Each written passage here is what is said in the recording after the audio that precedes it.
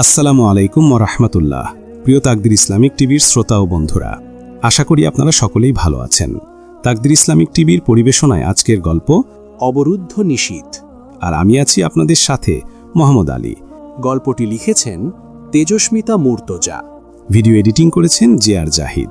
তো চলুন দেরি না করে গল্পে ফিরি। আজকের গল্প অবরুদ্ধ নিশীথ। সেই রাগটুকু মাস্টার চাপা রাখলেন। পরের দিন পড়ার সময় মাস্টার পড়াচ্ছেন, সে কাগজ দিয়ে নৌকা, বাঁশি, ব্যাঙ ইত্যাদি বানাচ্ছে। মাস্টারের ধৈর্য চুতা হবার পর্যায়ে। তারপর ৩-৪ বার উঠে গিয়ে পানি খেয়ে এলো। টেবিলের ওপর মাথা রেখে ঝিমোতে লাগলো। শেষমেশ মাস্টার স্কেল দিয়ে মারলেন দুটো ঠাস ঠাস করে। জয় কাঁদতে কাঁদতে হুমায়রার কাছে ছুটল। মাস্টারের কাছে সে আর পড়বে না। মাস্টার মারে। সে কি কান্না তার! সে সময় হামজা এলো। এবার বল, মাস্টার কেন মেরেছে তোকে? বাঁদর ছেলে। মাস্টার ভালো না। জয় কাঁদছে। তার বানোয়াট কান্না দেখে হাসি পাচ্ছে হামজার। তুই কিছু করিসনি? না। জয় জীবনে কাঁদে।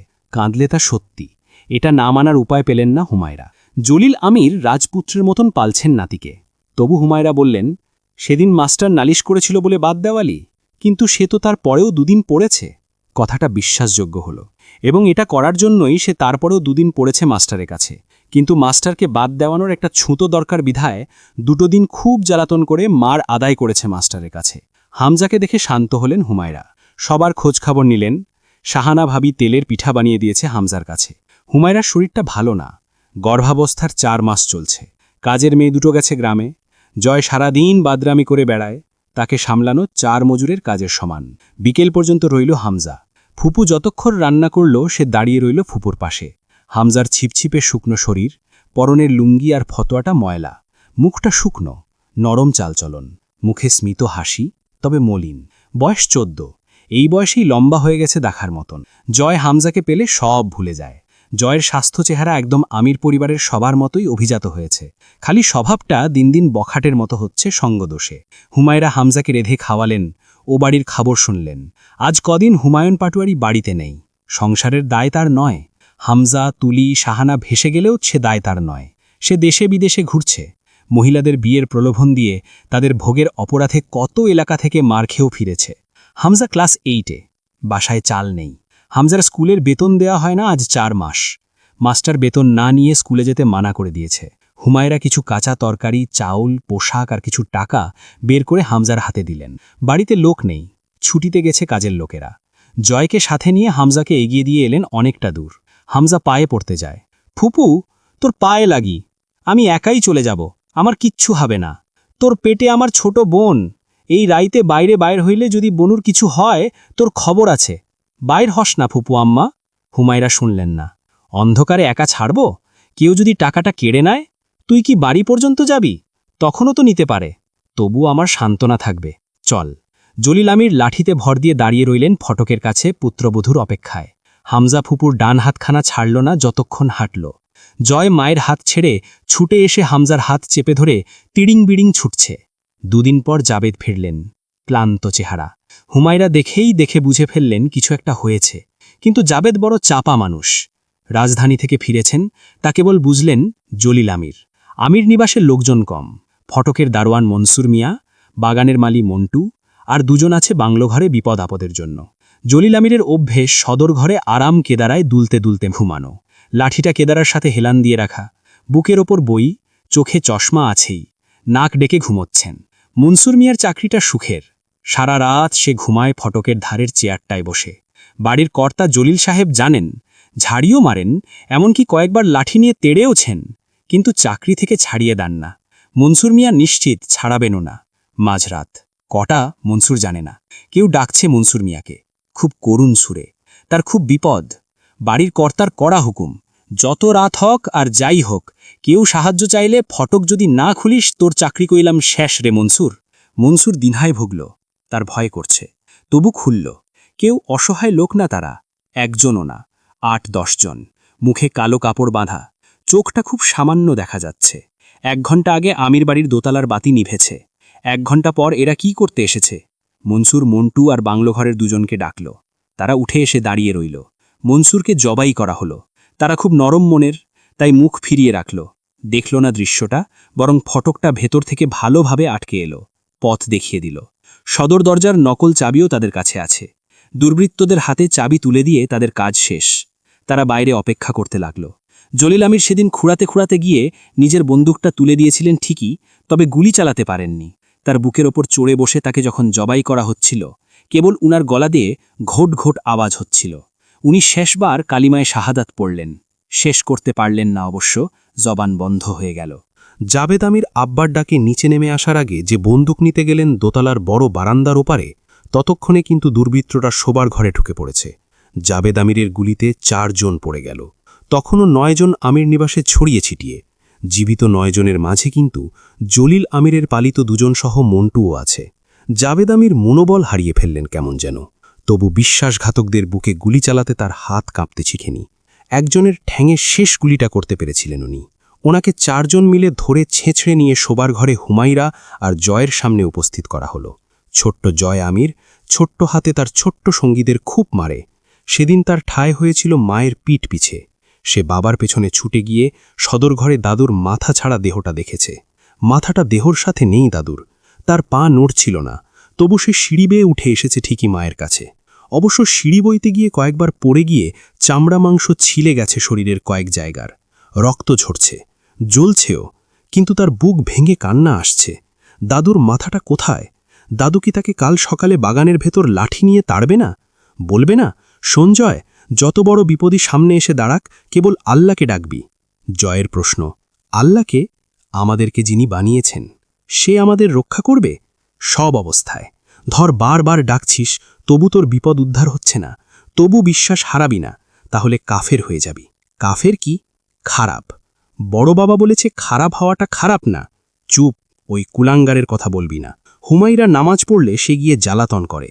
ঘাড়ে উঠে বসে, সামনে গিয়ে জায়নামাজের ওপর বাবু মেরে বসে মায়ের দিকে তাকিয়ে মুখ ভেটকিয়ে হাসে। তখন নামাজ শেষে হুমাইরা বলতেন, এমন করতে নেই আব্বা, আল্লাহ নারাজ হয়। আল্লাহ নারাজ হলে কি? ছি, এসব বলতে নেই। আল্লাহ আমাদের রক্ষাকর্তা আব্বা, তাকে সন্তুষ্ট রাখতে হয়। জয় আজ মায়ের পেছনে লুকিয়ে মনে মনে ডাকছে আল্লাহকে। আল্লাহ রক্ষা করেন আল্লাহ। জাবেদ আমিরকে চেয়ালে বসানো হলো। ওনাকে ঘিরে ধরে রইল 4 জন। জলিল আমিরের রাখায় লোকেদের মাঝে একজনকে মেরে ফেলেছেন জাবেদ, আর একজন দরজার কাছে দাঁড়িয়ে আছে। চোখ দুটো তার সুযোগ সন্ধানী। জাবেদ আমির ঘৃণা ভরে একবার দেখলেন। ওনার শক্তিশালী দেহটাকে ধরে রাখা দরকার। ছটফট করছেন বড়। দড়ি দরকার। একটা ভালো ব্যবস্থার কথা মাথায় এলো ওদের। হুমাইরার বুকের আঁচলটা ভালো কাজে দেবে। শরীর থেকে শাড়ির আঁচলটা টান মারল। শাড়ি দেহে পেঁচানো থাকে। সেই টাল সামলাতে না পেরে গর্ভবতী হুমাইরা পড়ে গেলেন মেঝেতে। আর্তনাদ করে উঠলেন। সে অবস্থায় 2টো পুরুষালী লাথি মারতে কিন্তু ভুলল না ওরা। কোমর বরাবর কোষে মারল লাথি দুটো। জাবেদ আমির গর্জে উঠলেন, ওদের গায়ে হাত দিলে তোর বংশ নির্বংশ করে ছাড়ব, শুয়োরের বাচ্চা। ওদেরকে ছবি না। ওনাকে তখন 2 জন চেপে ধরে রেখেছে। শাড়িটা ছিঁড়ে নিয়ে ওরা তাঁ দিয়ে চেয়ারের সাথে বাঁধল জাবেদ আমিরকে। কেউ উপহাস করল, ছোবো না? ঠিক আছে বস, ছুঁইলাম না। গুলি করা খুলিটা উড়ায় দেই। জয় কাঁদতে কাঁদতে বসে পড়ল মায়ের পাশে। তার কান্না খুবই বিরক্তিকর ঠেকল, তাই তাকে একটা বড়সড় নাথি মারা হলো। ঠোঁটটা থেতলে গেল। জয় বুঝল কাঁদা যাবে না। তার কান্নার শব্দ ওদেরকে বিরক্ত করছে। হুমাইরা অসহ্য যন্ত্রণায় মেঝেতে পড়ে রইলেন। জয় হামাগুড়ি দিয়ে আস্তে আস্তে মায়ের দিকে এগোয়ে আবার ওদের দিকে তাকায়।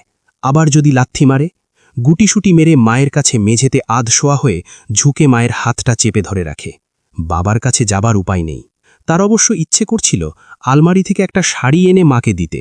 মা বোধহয় লজ্জা পাচ্ছে পেটিকোট আর ব্লাউজ পরে। সব সময় যে শাড়ি পরে থাকে। বাইরের কেউ এলে আরও টেনে টুনে ঘুমটা দেয়, সে দেখেছে। কিন্তু তার কিচ্ছু করার নেই। সে মনে মনে রক্ষাকর্তাকে ডাকছে, আল্লাহ রক্ষা করেন আল্লাহ। এই শয়তানদেরকে মেরে ফেলেন, এরা খারাপ লোক।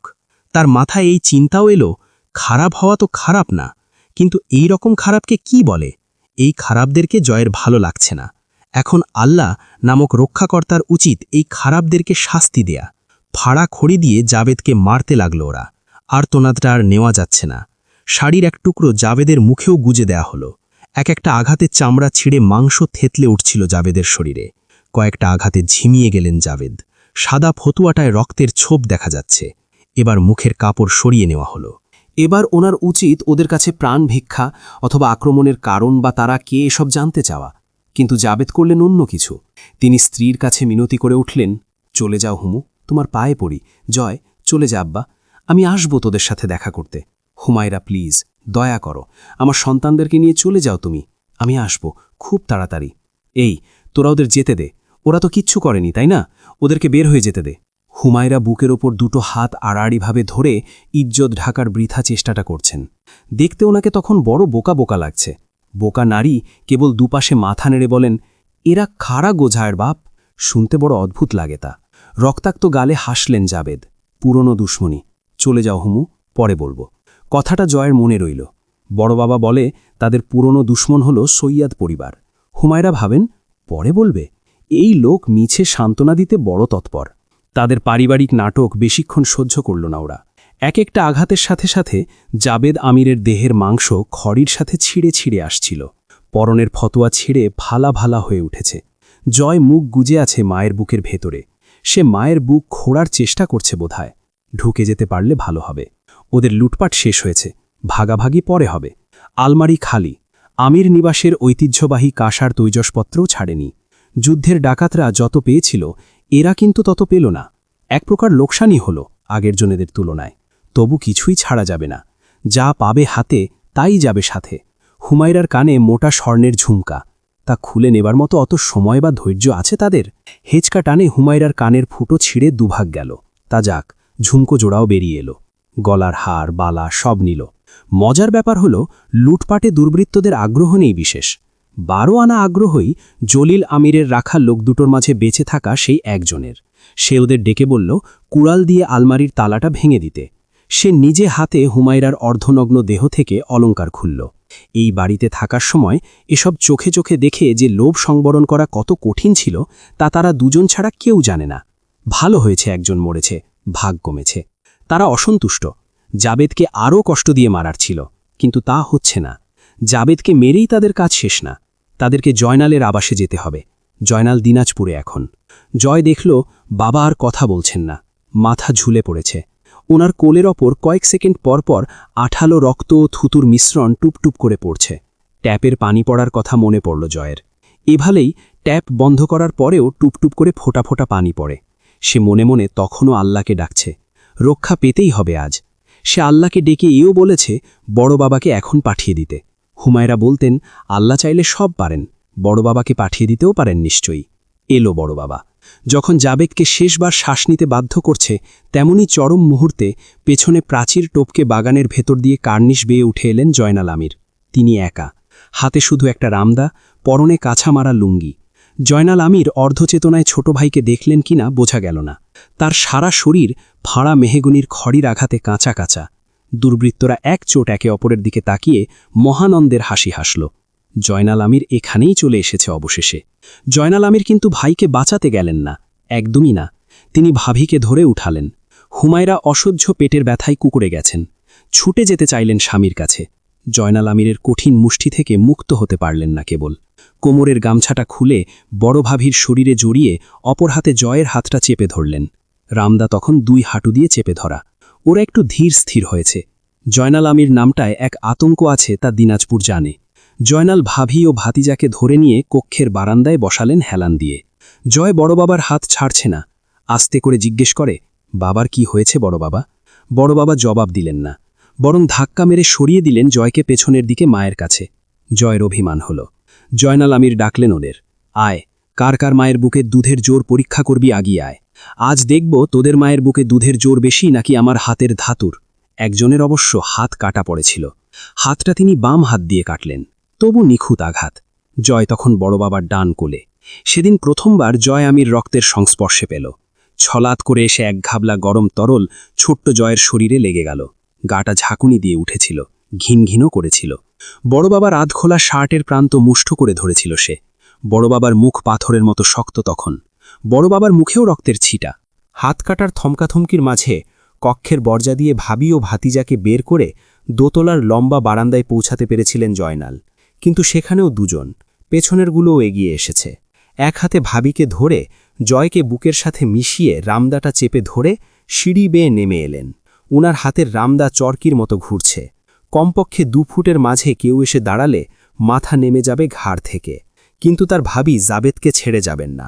বারবার পিছু ফিরে যায়। জয় অস্ফুট স্বরে বাবা বাবা বলে ডাকছে। নারীর আবেগে ঘেন্না এলো জয়নালের। তিনি ভাইকে বাঁচাতে যাননি কেন? তা বুঝেও তো অবলা নারী চুপচাপ সাথে হাঁটতে পারে। ভাই তার বাঁচবে না, বড়জোর মিনিট কয়েক যান আসা যাওয়া করবে আর। কিন্তু বাঁচাতে হবে জয় আমিরকে, আমির বংশের শেষ প্রদীপ, আর জয়ের লালন পালনের জন্য জয়ের মাকে। জয়নাল আমির নরকের দেবতার মতো নিষ্ঠুর ভঙ্গিতে পিতার মাথাকাটা লাশও পেরিয়ে এগিয়ে গেলেন নির্বিকার চিত্তে। তখন কিন্তু জয় ডুকরে কেঁদে উঠেছিল। বাবার জন্য নাকি দাদুর জন্য জানা নেই। বড় বাবার বাম বাহুতে রক্তের ছড়াছড়ি, মাংস অবধি ঠেলে বেরিয়ে এসেছে, এমন গভীর ক্ষত। অথচ বড় বাবার চোখ দুটো জ্বলছে, দাউ দাউ করে জ্বলছে, রক্তের মতো লাল ছলছলে। বড় বাবা সেদিন জয়কে এক কঠিন ধমক দিয়েছিলেন, কাঁদলে তুলে আছাড় মারব একটা, আমির বংশের রক্ত তুই, কাঁদবি তো জীবিত গেড়ে রাখব। কাঁদছিস কেন? হাসবি, হাস, হাস এখন। জয় আশ্চর্যজনকভাবে দেখল লোকগুলো দোতলায় থেমে গেছে, আর ওদেরকে ধরতে এগিয়ে আসছে না, চুপচাপ দাঁড়িয়ে আছে। বাবা তো পড়েই রইল শোবার ঘরে চেয়ারে। বাবা যাবে না ওদের সাথে? জয়নালকে বাগানের মালি মন্টু খবর দিয়েছে। নিজের সাথে নিজের দাবা খেলার অভ্যেস আছে জয়নাল আমিরের। সেই দাবার গুটি ফেলে চলে এসেছেন মন্টুর ডাকে। মন্টু বলেনি কি হয়েছে, শুধু বলেছে, ছোট ভাইজান, একবার এক্ষুনি চলেন বাড়িতা। শার্টের বোতাম 3টা লাগিয়ে বেরিয়ে এসেছেন জয়নাল। দুটো এখনও খোলা। আমির বাড়ির পেছনে ঝোপঝাড়, বিস্তর ভূমি পড়ে আছে, জঙ্গলি এলাকা প্রায়। সেদিক দিয়ে হুমায়রা আর জয়কে বের করে দিতে পেছনের ফটকের কাছে গেলেন জয়নাল। কিন্তু ওরা তখন সবে সদরবাড়ির সামনের প্রাঙ্গণে এসে দাঁড়িয়েছে। কিন্তু তাদেরকে তাড়া করার কোনো তাগিদ নেই ওদের মাঝে। মন্টু কোত্থেকে যেন এসে দ্রুত চাবি দিল। ছোট ভাইজান, এই লন ছুড়ান চাবি, পিছনের দরজার ছুড়ান। একবার পেছনে তাকালেন জয়নাল, তারপর মন্টুর দিকে। জয়কে কোলে ধরা হাত দিয়ে ভাবিকে দাঁড় করিয়ে রাখার চেষ্টা করে স্লথ হাতে জং ধরা তালাটা খুলতে খুলতে আবারও একবার পেছন মুখোশধারী ও মন্টুর দিকে একবার তাকালেন। তালা খোলা হলো, ফটক খুলে গেল বিকট শব্দ করে। জয়নাল আমির অল্প হাসলেন এবার। 6 জন মুখোশধারী একই ভঙ্গিতে দাঁড়িয়ে তাদের অপেক্ষা করছে। দূরত্ব 4-5 হাত। সেই দূরত্বের মাঝ দিয়ে সাপের মতো শরীর বেঁকিয়ে বেরিয়ে এসে ভাবির হাত ছেড়ে জয়কে নামিয়ে তাড়া করলেন। যান, চলে যান, আর পেছনে তাকাবেন না ভাবি, সময় বেশি পাবেন না, যান যান যান। জয় বড় বাবার হাত চেপে ধরে। খুঁতখুত করে কেঁদে কিছু বলতে যাবার আগে বড় বাবা এক বিশ্রী ধমক মারলেন, এক কোপে গলা কেটে ফেলব, চুপচাপ তোর মায়ের সাথে চলে যা, দৌড়া। জয় অবিশ্বাসে বড় বাবার দিকে ফ্যাল ফ্যাল করে তাকিয়ে থাকল। বড় বাবা কেন যাবে না তাদের সাথে? অন্ধকারে দেখা যাচ্ছে না বড় বাবার মুখ কণাখানা। বড় বাবা হুঙ্কার ছাড়লেন, যাহ শুঁড়ের বাচ্চা, যাহ, চলে যা জয়। সেই অন্ধকারের মাঝেই ওদের দিকে তাড়া করল দুজন। জাভেদের স্ত্রী সন্তানকে ছাড়া যাবে না, কিন্তু একটা বাগড়া বাঁধল। জয়নাল আমির প্রাচীরের মতো মাঝে দাঁড়িয়ে পড়লেন। পেছন ফিরে অন্ধকারেই কঠোর স্বরে হুমকি দিলেন, জোরে হাঁটেন ভাবি। জয়কে চেপে ধরে জোরে হেঁটে জঙ্গল পেরিয়ে যান। ওদেরকে ঠেকাতে গিয়ে হাঁটুতে কোপ লাগল ওনার। হাতের দুটো আঙুল ঝুলে রইল চামড়ার সঙ্গে। কে জানে ততক্ষণে মা ছেলে কতদূর পৌঁছাল। হুমায়রা ওই অবস্থায় বেশি দূর যেতে পারবেন না অন্ধকারে জঙ্গলিপথ পেরিয়ে। জয়নাল আমির ওদেরকে ঠেকাতে গিয়ে গোটা শরীরে কতকগুলো গভীর জখম পেলেন। রক্তক্ষরণ ততক্ষণে শরীরটাকে দুর্বল করে ফেলেছে ওনার, কিন্তু তা বলে তিনি জয়ের জীবন ঝুঁকিতে ফেলতে পারেন না। জয় আমিরকে বাঁচতে হবে। অবশেষে লাভ হল না বটে। তিনি বন্দী হবার আগে কেবল একটা মহাকর্মই করতে পেরেছিলেন। ওদের পথ ছেড়ে দিয়ে আস্তে আস্তে বাড়ির দিকে এগিয়ে এলেন খুঁড়িয়ে খুঁড়িয়ে। ওরা তখন ক্ষুধার্ত কুকুরের মতো ছড়িয়ে পড়েছে জঙ্গলি এলাকার ভেতরে মা ছেলের খোঁজে। জয়নাল আমিরের ঠ্যাঙে মাংস ছিঁড়ে গিয়ে গর্ত হয়ে গেছে গহ্বর, কলকল করে রক্ত ঝরছে সেখান থেকে। কিন্তু ওনাকে হত্যা করা হচ্ছে না কোনোভাবেই, করা হবেও না তা তিনি জানেন। কোনো রকম এগিয়ে গেলেন। মন্টু তখনও ফটকের সাথে দাঁড়িয়ে। জয়নাল আমির কেবল একবার হাস্যোজ্জ্বল মুখে ডাকলেন, মন্টু মিয়া। মন্টু বড় বিনয়ের সাথে জবাব দেয়, জি ছোট ভাইজান। মন্টুর কথা ফুরোয় না। জয়নালের হাতের রামদা মন্টুর গর্দান স্পর্শ করে এবং মুহূর্তের মাঝেই তার নেমে ছিটকে পড়ে দেহ থেকে আলাদা হয়ে কোথাও। বেঈমানরা দুনিয়ায় থাকলে দুনিয়ার এত চমকপ্রদ সৌন্দর্যে দাগ দেখা দেয়। জয়নাল আমির সৌন্দর্যের উপর দাগ পছন্দ করেন না তেমন একটা। দুর্বৃত্তদের চূড়ান্ত এক লাভ হয়েছিল, যে লাভটা মূলত তারা নিজেদের অজান্তেই চাইছিল। তা জয়নাল আমির আরেকটু সহজ করে দিলেন। জয়নাল আমির গ্রেফতার হয়েছিলেন নিজের ভাই, বাপ ও মন্টু মিয়া সহ আরও কয়েকজনকে আহত ও নিহত করার অপরাধে। নিশ্চিত মৃত্যুদণ্ড। যখন ভোরের আলো ফুটছে, সে সময় জাভেদ আমিরকে হিচড়ে নামিয়ে আনা হলো বাগানের প্রাঙ্গণে। শুকনো পাতারা পড়ে আছে, হাঁটলে মর্মর শব্দ হয়। জয়নাল আমিরকে ধরে রেখে তার সম্মুখে জাভেদ আমিরের কণ্ঠনালী বরাবর 4 বার ছুরিকাঘাত করা হলো। ছোট্ট ধারালো বাঁকা হান্ট নাইফ, প্রথম ভাগে ফিনকি দিয়ে রক্ত বেরিয়ে এসে তারপর ধীরে ধীরে চুইয়ে পড়তে থাকল। জয়নাল আমির আস্তে করে চোখ দুটো বুঝে ফেললেন। শরীরটা ঝিমিয়ে আসছে। ওরা মুখের মুখোশ খুলে ফেলছে আস্তে আস্তে। ভদ্রলোক হয়ে উঠছে। পুলিশ আসবে এবার। ওরা সাক্ষী দেবে কিভাবে জয়নাল আমির সঙ্গীতের সাথে নিয়ে নিজের বাড়িতে হামলা করেছে এবং বাপ ভাইসহ আরও কয়েকজনকে হত্যা করেছে। আর যে লোকগুলো গুলি খেয়ে মরেছে তারা মূলত জয়নালেরই লোক। আত্মরক্ষার উদ্দেশ্যে জাবেদ আমির গুলি চালিয়েছেন তাদের উপর। আমির নিবাস দিনাজপুরের ঘোড়াহাট উপজেলায়, প্রসিদ্ধ এক অঞ্চল। মুঘল, নবাব, পর্যায়ক্রমে রাজা দ্বারা শাসিত কর্তোয়ার দীর্ঘেশে অবস্থিত অভিজাত পুরনো অঞ্চল দিনাজপুরের ঘোড়াহাট। সে অঞ্চলের অভিজাত পরিবারের বড়বধূ হুমাইরা সেরাতে নেহাত এক অসুস্থ গর্ভবতী কাঙালিনী। ঘোড়াহাটে আজ সেসব রাজা সামন্ত নেই তেমন, তবু আছে। ঘোড়াহাট দুর্গ থেকে খুব বেশি দূর নয় আমির নিবাস, দিনাজপুরের প্রশাসনিক অঞ্চল। কর্তোয়ার কলতান যেন কলকল রবে কানে ধরা দিচ্ছিল হুমাইরার। তিনি ভাবলেন কোনোভাবে বাপের বাড়ি যাওয়া যায় কি। বাঁশেরহাট ঘোড়াহাট থেকে পায়ে হাঁটা পথে কমপক্ষে 1 দিন। কখনো বাঁশেরহাটে একা যাননি হুমাইরা। জলিল আমির সঙ্গে করে নিয়ে গিয়ে আবার সঙ্গে নিয়ে আসতেন। বাড়ির বউদের একা চলতে নেই, বাপের বাড়িতেও রাতবাসী করতে নেই। আর চলার ক্ষমতা নেই হুমাইরার। জয়কে বুকের সাথে চেপে ধরে ঝোপের উপর লুটিয়ে পড়লেন। উনার মনে হচ্ছে রক্তক্ষরণ হচ্ছে। তলপেটের চিনচিনে ব্যথা ভালো আশঙ্কা জাগাচ্ছে না। জয় বারবার জিজ্ঞেস করে, তোমার কি হইছে? হুমাইরা জয়ের কপালে একটা চুমু খেয়ে জড়িয়ে ধরে বললেন, কিছু হয় নাই আব্বা, আল্লাহরে ডাক। জয় আল্লাহকে ডাকছে সেই তো তখন থেকেই। একবার ডেকে বড় বাবা এসেছিল, সুতরাং আল্লাহকে ডাকাটায় একটু ভরসার ব্যাপার আছে বটে। সে ডাকল, ডেকে বলল মায়ের ব্যথা কমিয়ে দিতে, তাদের পেছনে যারা তাদের ধরতে আসছে তাদের শাস্তি দিতে। জঙ্গলি এলাকাটা খুব বড় নয়, ওদের হাতে মশাল বা টর্চ ধরনের কিছু ছিল না, হতে পারে নেই। রাতের কত বাজল জানা নেই, কিন্তু পাতার খচমচ ঝোড়ঝোপ পেরিয়ে এগিয়ে আসার আওয়াজ এলো। তিক্ত যন্ত্রণাকে চেপে হুমায়রা টান টান হয়ে শুয়ে পড়লেন জয়কে নিয়ে। নিঃশ্বাসের আওয়াজ খুব জোরে লাগছিল কানে। জয়ের মুখটাও চেপে ধরেছিলেন। সে রাতে ধরা পড়লেন না। সকালের আলো ফুটলে বেরিয়ে পড়েছিলেন জঙ্গলি এলাকা ছেড়ে। হুমায়রা জানেন না তিনি কোন পথে এগুচ্ছেন। মানুষ বসবাসের এলাকা দিয়ে যাওয়ার উপায় নেই দিনে। কেউ দেখবে গর্ভবতী হুমায়রার খুঁড়িয়ে পথ চলা, রক্তে জর্জরিত পেটিকোটের উপর একটা লাল গামছা জড়ানো শরীর, ছিঁড়ে যাওয়া ব্লাউজ। 2 রাত কাটল নির্জন ঝোপে ঝাড়ে। রাত শেষ হবার আগেই হেঁটে যদি কোনো ঝোপ পাচ্ছিলেন সেখানেই থেমে যাচ্ছিলেন। দিনের আলো ফুটতে ফুটতে যদি লোকালয় অবধি পৌঁছান এই ভয়। এই 2 দিনে ছোট্ট জয়কে 2বার গন্ধ, নোংরা পুকুরের পানি খাওয়ানো হয়েছে। জয় খিদে কাঁদতে চায়, কিন্তু মায়ের দিকে চেয়ে আর কাঁদে না। তার জেদ ওঠে, হাঁটতে চায় না। রাতে ঝোপ পেরিয়ে পথ চলা, অনাহারী অবস্থায় এবং নির্নুম হেঁটে চলার পরিশ্রম হুমায়রার গর্ভাবস্থার অভিশাপকে বাড়িয়ে রক্তক্ষরণের মাত্রা বাড়াল। হামাগুড়ি দিয়ে পথ চলারও উপায় আর নেই। বড় আশ্চর্যের বিষয়, ওরকম অবস্থায় এত প্রতিকূলতার মাঝে অনাহারী গর্ভবতী হুমায়রা কিসের জোরে যে পরের 2 রাতও পথ চলেছেন একটু একটু করে, তিনি জানেন না। তিনি কোন দিকে এগোচ্ছেন। 3 দিনের রাত। হুমায়রার মনে হলো প্রাণরস ফুরিয়ে এসেছে অবশেষে। জীবনের দায় মেটানোর সময় এসেছে। গর্ভের সন্তানের কাছে মা হিসেবে ধিক্কার মেনে নিয়ে তখন তিনি পথ চলা বন্ধ করে দিলেন। জয় হাঁটতে চায় না, কিন্তু হুমায়রার সাধ্যের বাইরে জয়কে কোলে তুলে নেওয়া। নিষ্ঠুরের মতো হুমায়রা জয়ের মুখের দিকে তাকান না। তাকালে ওনার মা হয়ে বেঁচে থাকার স্বাদ ফুরিয়ে যাবে এই ভয়। ঘোড়াহাট পেরিয়ে হুমায়রা তখন হাকিমপুরে, হিলি সীমান্তের অঞ্চলের এক নির্জন ঝোপে করে আছেন। তিনি জানেন না তিনি কোথায়। পাখির ডাকাডাকি জানান দিল রাত 3টে পেরিয়ে গেছে। সকাল হতে খুব দেরি নেই। জয় মায়ের কাছে খাবার চাইল। জেদে কয়েকটা খামচিও মারল। মারা উচিত। একসময় হুমায়রা খাবার নিয়ে সারা বাড়ি ছুটে বেড়াতেন জয়ের পেছনে। আজ সে খাবার চাইছে, কিন্তু হুমায়রা দিচ্ছে না। জেদ হবে না কেন? হুমায়রা জয়কে বুকের উপর নিয়ে গালে মুখে হাত বুলিয়ে বললেন, আল্লাহকে ডাক জয়। এই দুনিয়ায় এখন তোর আর আমার কেউ নেই। আমাদেরকে রক্ষা করার কেউ নেই তিনি ছাড়া। জয় বিশ্বাস অবিশ্বাসের মাঝেই তবু মনে মনে ডাকছিল আল্লাহকে। কিন্তু 3 দিনের না খাওয়া, প্রাণের ঝুঁকি, মায়ের অবস্থা এবং সব মিলিয়ে ভেতরের জেদে শক্ত হয়ে বসে রইল। চোখের পাতা লেগে আসছে, হাঁটুতে ব্যথা। সেই অনাহারী অবস্থায় পেট পিঠের সাথে লেগে গেছে। ক্লান্তি ও ক্ষুধায় মাটির ওপর মায়ের বাহুতে আস্তে করে মাথাটা রেখে শুয়ে পড়ার পর কখন যেন ঘুমিয়ে পড়েছিল। বিকট হাসির আওয়াজ ও হুমায়রার বাহু নড়ে চড়ে ওঠায় ঘুম ভাঙল। 4 জন লোক তাদের খুঁজে পেয়ে খুব খুশি। সকাল হয়ে গেছে, ওরা খুঁজে পেয়ে গেছে ওদেরকে। এবার হুমায়রার বাহু চেপে ধরে ঝাড়া মেরে টেনে তোলা হলো। করুণ আর্তনাদ করে উঠলেন হুমায়রা।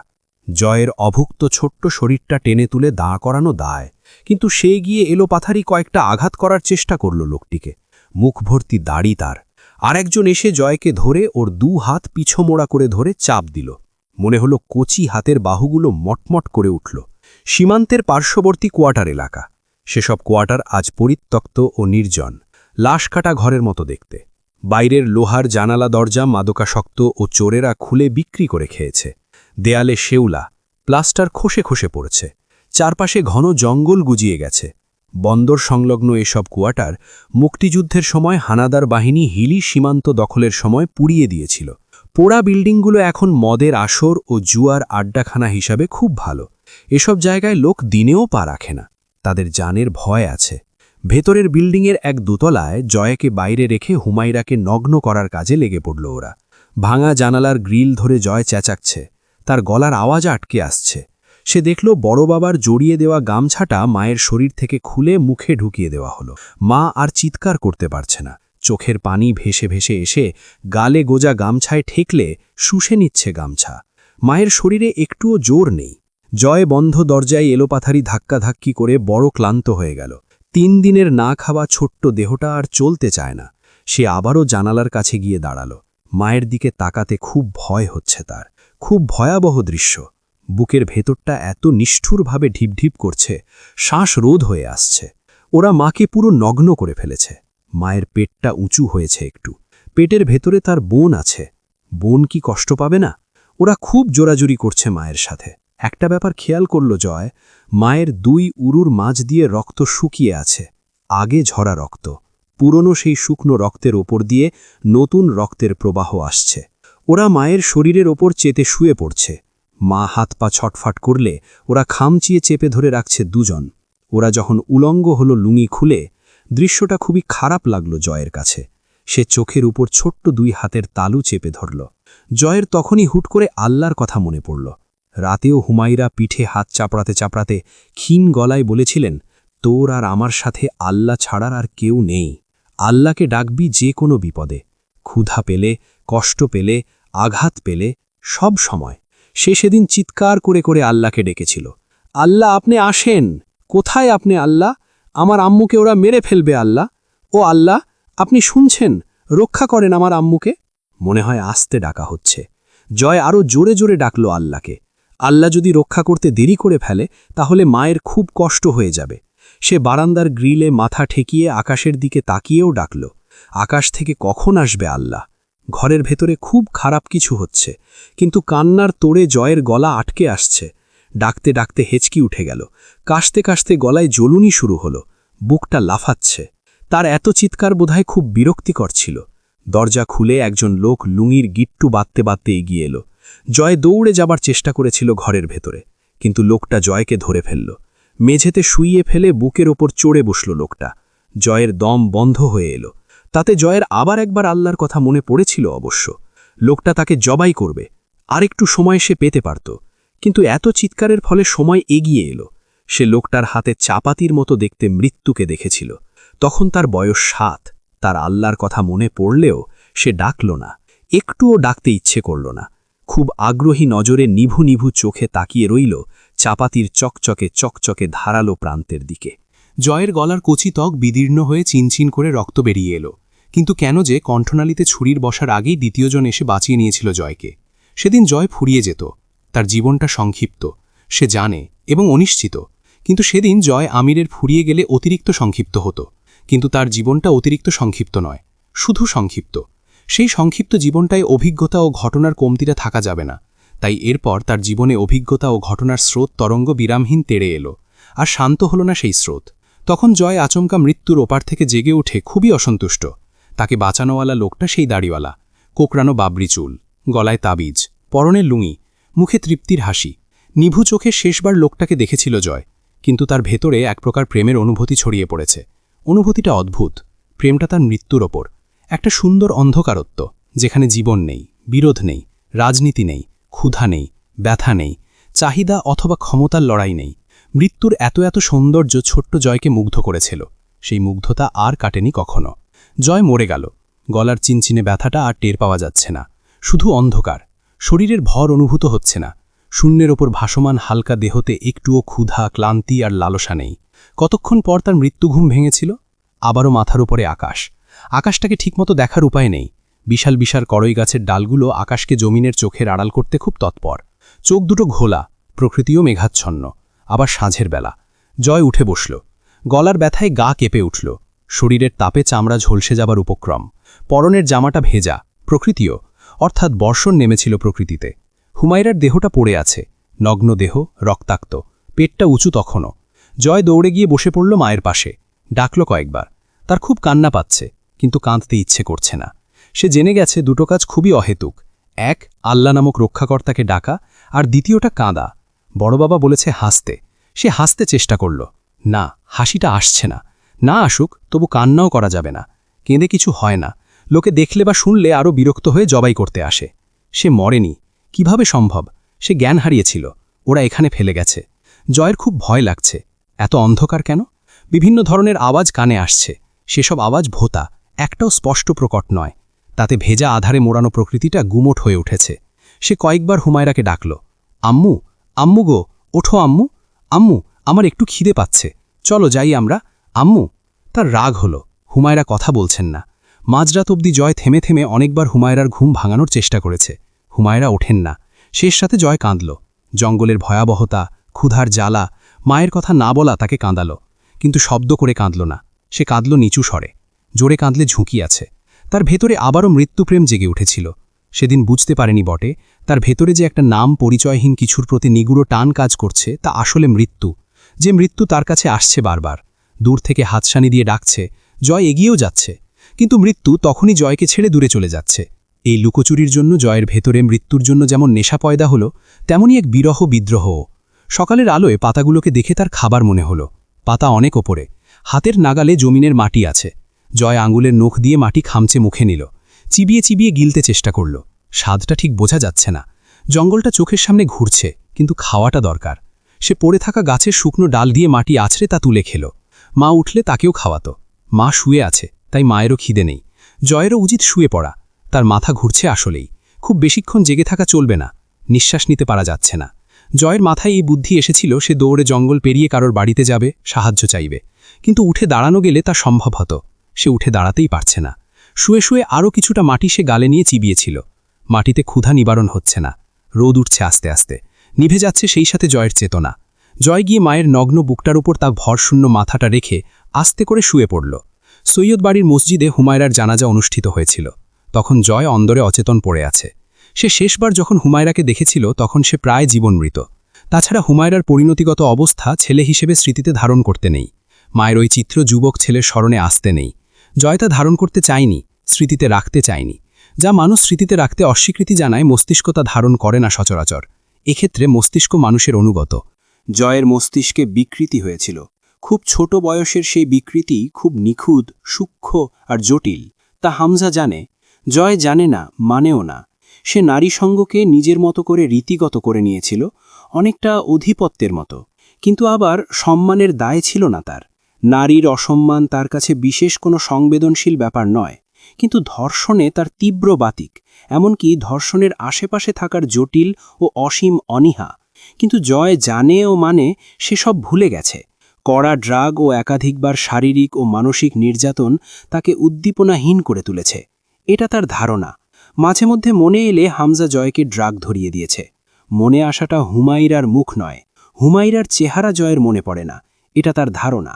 কিন্তু কখনো যদি হুমায়রার পরিণতিগত চিত্র মনে পড়ে আবছা হয়ে, তখন সে কড়া ড্রাগ সেবন করে। সৈয়দ বাড়িতে বেশ কয়েকটা তার বয়সী বাচ্চা ছিল। সৈয়দ ফরহাদ মোহাম্মদ বাড়ির 2 সন্তান মুস্তাকিন ও মুরসালিন। আরও আছে রুবাইয়াত, সে মুস্তাকিনের চাচাতো বোন। ওরা বারবার এসে জয়কে দেখে যাচ্ছে। ওদের বয়সী একটা ছোট্ট ছেলে বিছানায় অচেতন পড়ে আছে। খুব অবাক্কর ঘটনা। 2 দিন আগে রুবাইয়াতের মামা অর্থাৎ মেজো চাচার শালা ছেলেটাকে সৈয়দ বাড়িতে এনেছে। তারা ছেলেটাকে চেনে না। মুস্তাকিনের বয়স 9 পেরিয়েছে। সে নাজরা শেষ করে হিফজ বিভাগে গেছে। মুরসালিনের বয়স 7। সে আরবি পড়তে চায় না, চরম ফাঁকিবাজ। নামাজের সময় তার পেট ব্যথা হয়, মাথা ঘোরে। এখনও কায়দা আমসিপাড়াই শেষ করেনি। সন্ধ্যা অবধি ওরা বারবার ঘুরে ঘুরে অচেতন বাচ্চাটাকে দেখে গেছে। সন্ধ্যার পর সবক থাকে, হুজুর মারবে খুব, এজন্য অগত্যা চলে যেতে হলো মাদ্রাসায়। মাগরিবের নামাজ না পড়লে আব্বা ফিরে শুনলে বেদ দিয়ে পিটাবে। মুস্তাকিনের মেজো চাচি হাজেরা, স্বামীর সাথে রাতে তার খুব বড়সড় একটা ঝগড়া হয়ে গেছে। আমির বাড়ির ছেলেকে সৈয়দ বাড়িতে আনার মতো কাজ কি করে করতে পারল তার স্বামী? ওনার বড় বোনের স্বামী আজ ওনার স্বামী। বড় বোনকে জয়নাল আমির ছিঁড়ে খেয়ে ফেলেছে। এরপর মৃত বোনের সঙ্গে হাজেরাকে বিয়ে দেয়া হয়েছে। এ বাড়ির সকলে সেসব ভুলে গেলেও হাজেরা বোনের সাথে হওয়া অন্যায় ভোলেনি। সে জানিয়ে দিয়েছে স্বামীকে আর থাকবে না এ বাড়িতে, অন্তত যতদিন ওই ইবলিসের বাচ্চা এই বাড়িতে আছে। কাজ হয়নি। বলাৎকার হওয়া আমির বাড়ির বউকে যখন এ বাড়িতে এনে দাফন কাফনের ব্যবস্থা করা হলো, হাজেরার ইচ্ছে করেছে মৃতদেহটাকে কুচি কুচি করে কাটতে। এখন ছেলেটাকেও তাই করতে ইচ্ছে করছে তার। ইবলিসের বাচ্চাকে রেঁধে খাওয়ানো, যত্ন করে বাঁচিয়ে তোলার পাপ তিনি করতে পারবে না। যার চাচার হাত এ বাড়ির রক্তে রঙিন, তার ভাতিজাকে হাজেরা যখন তখন গলা টিপে মেরে ফেলতে পারে। পরদিন সকালে জয়ের ঘুম ভাঙল। স্যালাইন চলছে তার শরীরে। সে চারদিকের কিছুই চেনে না। আতঙ্কে বুক খালি হয়ে এলো। আবার কোথায় আনা হয়েছে তার মা আর তাকে? সে টলমলে পায়ে এক দৌড়ে ঘরের বাইরে এলো। মনে হলো কিছু ছিঁড়ে এলো। হাতের ক্যানুলা তা খুলে এসেছে। হাতের শিরাতে রক্ত জমে কালো খয়েরি হয়ে গেছে। কেউ ঢুকছে। লোহার গেট খুলে আবার সিটকিনি লাগানোর শব্দ এলো। তবু জয় নড়ল না। সে কোথায় আছে তা জানা দরকার। লোকটা ঢুকে কাঁধ থেকে হাজি রুমালটা খুলে দড়ির ওপর রাখল। চেঁচিয়ে ডাকল, হাজেরা বুবু, গামছাটা দে বুবু, গা ঘাইমা শেষ। জয়ের পা দুটো কাঁপছে। থামানো যাচ্ছে না। সে চাইছে দৌড়ে পালাতে, কিন্তু পা সরছে না। এটা সেই দাড়িওয়ালা বাবরি চুলের লোকটা। তার মা কোথায়? লোকটা ঘেনেছে কেন? সেদিন মায়ের সাথে খারাপ কিছু করার পরেও লোকটা ঘেমেছিল খুব। জয়ের হাড্ডিসার বুকের পাঁজরটায় তুফান উঠল। ঢিপঢিপ করছে। লোকটা তাকিয়ে জয়কে দেখেই কেমন করে যেন হাসল। কি খবর আমির সাহেব? আমি ভাবছিলাম আপনার ইন্তেকাল হয়ে যাবে। কই মাছের জান, খুব ভালো, আল্লাহ হায়াত দিছে, থাকেন বাইচা। জয় ছিটকে এক দৌড়ে ঘরে যেতেই ঢালাই করা উঠোনের ওপর পড়ে ঠ্যাঙের চামড়া ছিলে গেল। উঠে হুড়মুড়িয়ে দৌড়ে সেই ঘরে গিয়ে দরজাটা চাপিয়ে পিঠ ঠেকিয়ে দাঁড়িয়ে রইল। মাথা ঘুরছে নাকি ঘরটা বোঝা যাচ্ছে না, কিন্তু ঘুরছে। চারপাশটা চোখের সামনে স্থির হচ্ছে না। সে এই ঘরে, কিন্তু মা কোথায়? বুকটা এত নিষ্ঠুরভাবে কাঁপছে। সে লোকটাকে ছাড়বে না, কিন্তু সামনে যেতেই তো পারবে না। নিজের ওপর খুবই রাগ হলো। সে লোকটাকে আঘাত করতে চায়, কিন্তু লোকটার চেহারা মনে পড়লেই চোখ অন্ধকার হয়ে আসছে। বুকের ভেতরে লাফালাফি চলছে, শরীরটা ঘামছে। সে দরজা আটকানোর সময় খুব জোরে দরজার কপাট চাপিয়েছে। বিকট শব্দ। পুকুর পাড় থেকে বাড়ির মহিলারা ছুটে এলো। জয়ের ছোট্ট দুর্বল দেহটা দরজা চাপিয়ে রাখতে ব্যর্থ হল। একজন মহিলা এগিয়ে এলেন। আলতো হাতে জয়ের মাথায় হাত রেখে বললেন, কি হইছে আব্বা তোর? ভয় পাইছ? মহিলাটিকে সে চেনে না, কিন্তু ভালো মনে হলো। পেছনের জনের দৃষ্টি কিন্তু জয়ের ওপর ভালো না। সে জয়কে বড় ঘেন্নার নজরে দেখছে। জোহরের আজান হলো সাইয়্যদ বাড়ির মসজিদে। মনে হলো যেন ঘরের মধ্যে হচ্ছে আজান। পেছনের মহিলা সেই বাবরিওয়ালাকে গামছা দিল। তা জয় আর চোখে দেখে চোখ দুটো বুজে রাখল। দুপুরের পর দুটো বাচ্চা আসে বাড়িতে। তাদের পরনে টুপি, সাদা পাঞ্জাবি পাজামা। জয়কে বারবার দেখে। ভালো মহিলাটি ওদের মা, মরিয়ম। মরিয়ম জয়কে নিজের ছেলেদের সঙ্গে বসিয়ে খাওয়ান। জয় কথাবার্তা বলে না। লোকজন কম দেখলে ঘরে ঘরে মাকে খোঁজার চেষ্টা করে। সাইয়্যদ বাড়ির পেছনের সীমানার একটু দূরে আরেকটা বাড়ি। বাড়ি নয় ঠিক, কোয়ার্টারের মতো আবাসিক। সেখানে অনেক যুবকের বাস। ওরা এ বাড়ির অধীনেই থাকে, সেটা বুঝেছিল জয়। বাবরিওয়ালাও এই বাড়িতে নিয়মিত আসে। সে জানতে পেরেছে রুবাইয়াতের মা হাজেরার ভাই হল বাবরিওয়ালা। বাবরিওয়ালার নাম সালিম ফারুকি। বাবরিওয়ালার হাতে বিভিন্ন পাথরের মোট ১৩টা আংটি আছে, এক এক আঙুলে ২-৩টে করেও। গলায় তাবিজ আছে কয়েকটা। মাঝে মধ্যে তসবি ঝুলতে দেখা যায়। রাতে নাকি সে ধ্যান করে। চোখ দুটো নেশা নেশা হয়। ধ্যান করলে চোখ নেশা নেশা হয়। আল্লাহর ধ্যান। রুবাইয়াত তার মামার ব্যাপারে এসব জানিয়েছে জয়কে। জয়ের আল্লাহর প্রতি বিরাগটা বাড়ছে দিন দিন। যে আল্লাহর ধ্যান সলিম ফারুকি করে, সে কিনা তার মাকে রক্ষা করবে। সেই আল্লাহকে কত বিশ্বাসের সাথে ডেকেছিল সে। নিজের বোকামিতে সে লজ্জিত। সলিম যার ধ্যান করে, সেই আল্লাহ অবশ্যই সলিমের পক্ষেই থাকবে। তার মাকে বাঁচাতে আসবে কেন? মাস দুয়েকের মাঝে তাকে বাড়ির বাইরে যেতে দেয়া হয়নি। বড় কর্তার হুকুম। জয় জানে না বড় কর্তাকে। গোল উঠান, একটা খোপের মতন ঘর, আর গোসল করার জন্য কলপাড়। সেই কলপাড়ের পাশে পুকুর, তার ওপারে কলার বাগান, ঝোপঝাড়। এইটুকুই জয়ের সীমানা। জয় ঘরের ভেতরেই থাকে। বাইরে বের হলে হাজেরা এবং সালিমের সাথে দেখা হয়। তার ভয় লাগে। 2 মাস পর বাড়িতে একজন বিশেষ কেউ ঢুকলেন। ব্রিগেডিয়ার সৈয়দ ফরহাদ মোহাম্মদ বারি সাহেব। জয় বুঝল এই সেই বাড়ির কর্তা, মুস্তাকিনের আব্বা। ফরহাদ সাহেব জয়কে সৈয়দদের কৌমি মাদ্রাসায় পড়তে দিলেন। জয় বুঝতে পেরেছিল এই গোটা পরিবারের, অর্থাৎ যে পরিবারকে ঘেন্না করতে শেখানো হয়েছে তাকে ছোটবেলা থেকে, তা অহেতুক নয়, বড় বাবা কেন সৈয়দ পরিবারকে এত ঘেন্না করতেন তা সে বুঝল। এটাও বুঝল এখন সৈয়দ বাড়ির সবকিছুর প্রতিনিধিত্ব করছেন সৈয়দ ফারহাদ মোহাম্মদ বারি। তিনি রোজ সকালে উঠে কোরআন তেলাওয়াত করেন। জয়ের কানে খুবই বিরক্ত লাগে যে আল্লাহ সালিমের মতো মানুষের তার বাণী যে এত যত্ন করে পাঠ করে তার প্রতিও জয়ের বিদ্বেষ। আজ অবধি তার মায়ের ব্যাপারে কিছু জানা যায়নি। ওনার নির্দেশে জয়কে বন্দি রাখা হয়েছে। তিনি 2 মাসের ছুটিতে এসছেন। ফারহাদ সাহেবের কাছে একবার খবর এলো জয়কে পিটিয়ে শরীরের চামড়া ছিলে ফেললেও সে পড়ে না, জিহ্বা অবধি নড়ায় না, নামাজে যায় না, গেলেও চুপচাপ দাঁড়িয়ে থাকে, মোনাজাত করে না কখনো। এ নিয়ে জয়কে ওই ছোটবেলায় যে পরিমাণ মার খেতে হয়েছিল হুজুরদের হাতে, তার শরীরটা হয়ে উঠল ব্যথাহীন।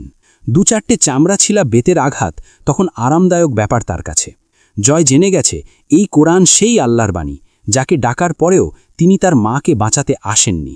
সেই 2 মাসেও ডেকেছিল আগের সব ভুলে। সে এখন আর মাকে চায় না, কিন্তু বড় বাবা তো পারে তাকে উদ্ধার করে নিয়ে যেতে। এই রক্ষাটুকু সে আবারও বেহায়ার মতন চেয়েছিল আল্লাহর কাছে। আল্লাহ করেননি। আলিফটা অবধি উচ্চারণ করানো গেল না জয়কে দিয়ে। বোবাও মুখ দিয়ে আওয়াজ করে। জয় দাঁতে দাঁত আটকে বসে থাকে চুপচাপ। মুরসালিন তাকে খোঁচায়, বল জয়, পড়, গুনাহ হয়, এমন করিস না, হুজুর তোকে আরও মারবে, ওরা তোকে কাফের ভাবে, তুই কি আসলেই তাই? পড় জয়। তাতে জেদ বাড়ে। জয় পড়ে না তো পড়েই না। মার খেয়ে হাতের তালু ফেটে যায়। কখনো মারের চোটে ছোট্ট শরীরটায় জ্বর আসত, কিন্তু হিফজখানায় রাত 3টের সময় তাহাজ্জুদের নামাজে ডেকে তোলা হতো। না উঠলে ঘুমন্ত অবস্থাতেই বেতের সপাট সপাট বাড়ি। এছাড়া সবাই জেনে গেছে জয় কাফের।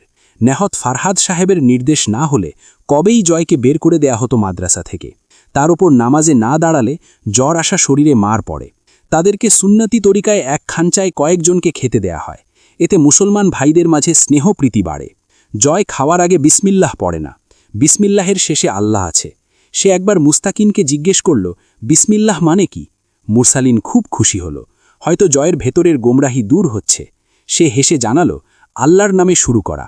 আল্লাহর নামে খাওয়া শুরু করলে বরকত হয়। খাওয়াটা ইবাদতের শামিল হয়। জয় মাথা নাড়ল। আল্লাহ বলতে কিছু নেই, খাওয়া আল্লাহর নামে শুরু করারও কিছু নেই। সেদিন আর খাওয়া হয়নি। হুজুর খুব মারলেন। মারার কারণ আছে। তাকে অনেক স্নেহের সাথে বোঝানোর চেষ্টা করতে গেলে সে আরও বেশি কটূক্তি করে। এমন সব কথাবার্তা বলে যা সহ্য করা যায় না। তাই হাল ছেড়ে দিয়ে মেরে বোঝানোর চেষ্টাটাই করা হয় এখন। তাছাড়া জয়ের ওপর রাগ তাদের কম না তার কর্ণকাণ্ডে। 2 দিন কিছু খাওয়া নেই, মুখে স্বাদ নেই, জ্বরে গা তীর করে পুড়ছে। এখানে মরিয়ম নেই। মা হারিয়ে যাবার পর মরিয়মের কাছে একমাত্র যা স্নেহ সে পেয়েছে। তাকে সেবা করার কেউ নেই। সব ছাত্ররা জেনে গেছে সে কাফের। তার যে কোনো কষ্ট ওদেরকে সুখ দেয়। মাদ্রাসায় একটা নাস্তিক আছে, এটা খুব কলঙ্কের বিষয়। মুরসালিন আর মুস্তাকিন ছাড়া কেউ তার পাশ অবধি মারায় না। পারলে বিভিন্নভাবে মার খাওয়ায়, জ্বালাতন করে, আঘাত করে, গালি দেয়।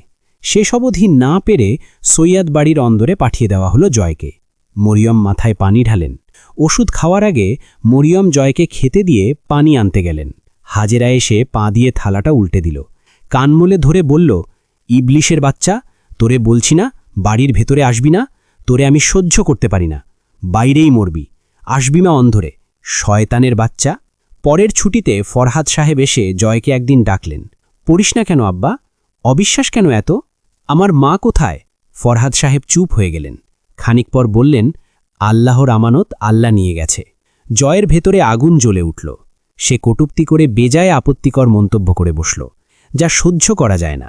কিন্তু ফরহাদ সাহেব অসীম ধৈর্যের সাথে নিজেকে নিয়ন্ত্রণ করলেন। কিন্তু সেলিম পাশেই ছিল। সে কখনোই জয়কে ফরহাদ সাহেবের কাছে একা ছাড়ে না। সে এসে জয়ের গাল চিপকে ধরে চুল মুঠো করে ধরল। ফরহাদ সাহেব বললেন, ছেড়ে দাও সেলিম, ছোট মানুষ, বুঝবে ইনশাল্লাহ। আমি মানা করেছি ওকে আঘাত করতে। জানেন না ভাইজান, ও কতটা বার বাড়তেছে দিন দিন। মাদ্রাসায় ওর জন্যে ছাত্ররা, অভিভাবকরা অতিষ্ঠ। ওরে এমনে শাস্তি না দিলে ও নিজের সাথে সবাইরে নষ্ট বানায় ফেলবে। আমি বলে রাখলাম আপনারে। ফরহাদ সাহেব জয়কে বোঝাতে চেয়েছিলেন, কিন্তু পরিবেশটা ভেঙে গেল। ওনার মেজাজটা থমকে গেল জয়ের আচরণে। জয়কে সেলিমের হাত থেকে ছাড়িয়ে দিয়ে উনি উঠে চলে গেলেন কোয়ার্টারের দিকে। জয়ের শরীরটা কালো হয়ে গেছে। শরীরে বেতের আঘাত, হাতের মার, না খাওয়া, অনাথ অসহায়ত্বের ছাপ খুব তীব্র। মুরসালিন ও মুস্তাকিন জয়ের সাথে মেশার চেষ্টা করত, কিন্তু জয়কে বোঝা যায় না।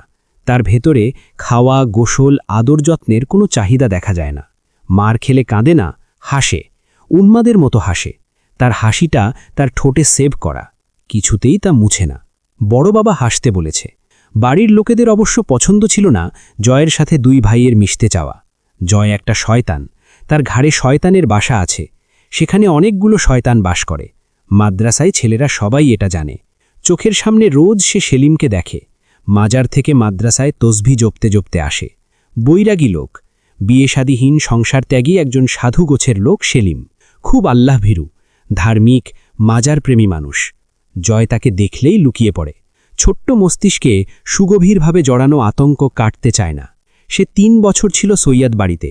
সেই ৩ বছরের বন্দি জীবনে মাদ্রাসা থেকে বাইরে বেরোবার সুযোগ হয়নি। তাকে আলাবা পাহারায় রাখা হতো। বিকেল হলে ছেলেরা বাইরে হাঁটাহাঁটি ও খেলাধুলা করতে গেলেও তার সেই সুযোগ ছিল না। জয় বুঝতে পেরেছিল মাদ্রাসায় একটা সংগঠন চলে, সেটার ঘোর বিরোধী ছিল বড় বাবা। তাকেও হতে হবে। হুমায়ুন পাটোয়ারি মাসে ৩-৪টে বিয়ে করে বেড়ান, খুবই দক্ষ মেয়ে লোক পটাতে, কিন্তু ফাঁসলেন তুলির মায়ের কাছে। তুলির মা দেখতে তুলির চেয়েও সুন্দর ছিল। মহিলা গর্ভবতী হল। হুমায়ুন পাটোয়ারি বারবার গর্ভপাত করতে বললেও লাভ হলো না, বরং মহিলা পুলিশে যাবার হুমকি দিচ্ছিল। হুমায়ুন আশ্বাস দিলেন বাচ্চাটা হয়ে গেলে বাড়িতে নিয়ে যাবেন, কিন্তু পাড়ার লোক মেরে তেড়ে দিয়েছিল দুজনকেই। শাহানার সন্তান নেই, হামজাকে মানুষ করছেন। এরপর একটা মেয়ে পেলে খারাপ হয় না। ফুটফুটে তুলির জন্মের পর তুলিকে রেখে দিলেন নিজের কাছে।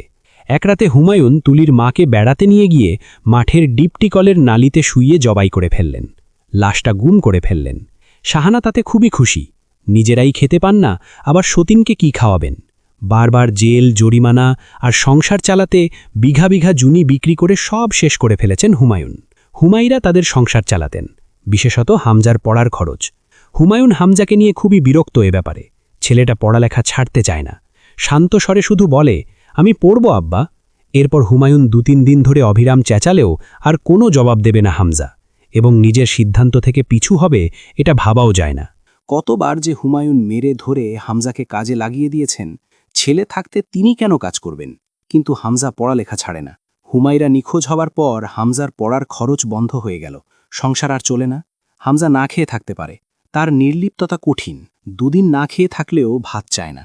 কারো সাথে বেশি কথা নেই, হাসি নেই, মলিন কাপড়, শীর্ণ দেহ, কিন্তু চেহারাটা ভারী। হুমায়ুন পাটোয়ারি ঢাকায় সিকান্দার আলী সর্দারের লোহার কারখানায় কাজে লাগিয়ে দিয়ে এলেন হামজাকে। অত বড় প্রতিষ্ঠান, অত বড় নাম, বড় প্রাসাদের মতন সর্দার বাড়ি, বিশাল ক্ষমতা হামজার চোখে লাগল। তার চেয়ে কত ছোট রুদ্র ইয়াজিদ সর্দারের রাজকীয় লালন পালন সব সে দেখতে লাগল। রাজধানীর শীর্ষ ত্রাস পরিমাণ সর্দার পরিবার। সেখানে থেকে হামজার ভেতরের সুপ্ত চাহিদার আসমান বাইরে আসার রাস্তা পেল। সে যে দুনিয়াকে জিততে জন্মেছে তার খবর ও ঝলক বাইরে বেরিয়ে এলো রাজধানীর মাটিতে পা রেখে। শাহানা বলে দিয়েছিলেন, তুই কি করবি জানি না, শুধু সংসারের খরচা চাই। সে কি করবে তার পরোয়া নেই, শুধু তার কাছে সংসারের খরচ চাই। হামজা কি করবে? যা খুশি করতে পারে, কিন্তু সংসারের খরচ জোটাতে হবে, ব্যাস। সে ছিনতাই দিয়ে শুরু করল। এরপর তা থেকে ধরা পড়ার মাঝ দিয়ে গেল এক সন্ত্রাসের কাছে, সর্দার পরিবারের দুশ্মন, প্রতিপক্ষ। এই গাদ্দারির অপরাধে তখন তাকে সর্দার পরিবার খুঁজছে। কিছুদিন প্রাণ বাঁচিয়ে লুকিয়ে থেকে তার ১ বছর লস গেল, কিন্তু পড়ালেখা চালাতে হবে তাকে। তার জন্য পয়সা দরকার, অনেক।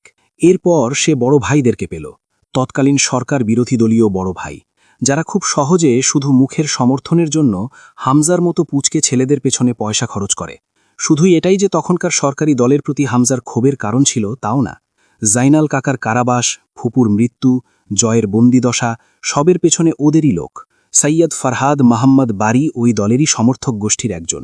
এটার একটা ভিত্তি আছে। ফরহাদ মাহমদ বারি সাহেব বিরোধী দলীয় প্রধানের জুনিয়র অফিসার। অনুরাগের সম্পর্ক। তাকে পেলে হামজা টুকরো টুকরো করে কেটে লোহার চুল্লিতে ঝলসাবে। হামজা শান্তশিষ্ট ভাবনার ছিলে। সে বুঝে বুঝে কিছুদিনে এমন ২-১টা কিশোর বয়সের ঊর্ধ্বে যাওয়া কিছু কাজ করে ফেলল, যা বড় ভাইদের নজর কাটতে যথেষ্ট ছিল। সে স্কুলে ভর্তি হলো আবার। বাড়িতে টুকটাক খরচা দিতে গেলে পড়া বা বিলাসিতা হয় না। এখন আর রোজ নিয়ম করে বাড়ি ফেরাও হয় না। রাস্তায় থাকার প্রবণতা ও প্রয়োজনীয়তা বেড়েছে। মানুষকে অমানুষ বানাতে রাস্তার অবদান অনেক। হামজার মানুষ সত্তার বিদায়ক্ষণ চলছে। একদিন শেষ রাতে হামজা হাঁটতে হাঁটতে হাকিমপুর এলো। মাদ্রাসার চারধারে বাঁশের চ্যাগার। তার ডিঙিও চড়তে গিয়ে বাঁশের ফাড়া অংশের আঘাতে ঠ্যাঙের মাংস ছিঁড়ে গেল। কলকল করে রক্ত বেরোচ্ছে। কপালের চামড়ি ছিলে গেছে।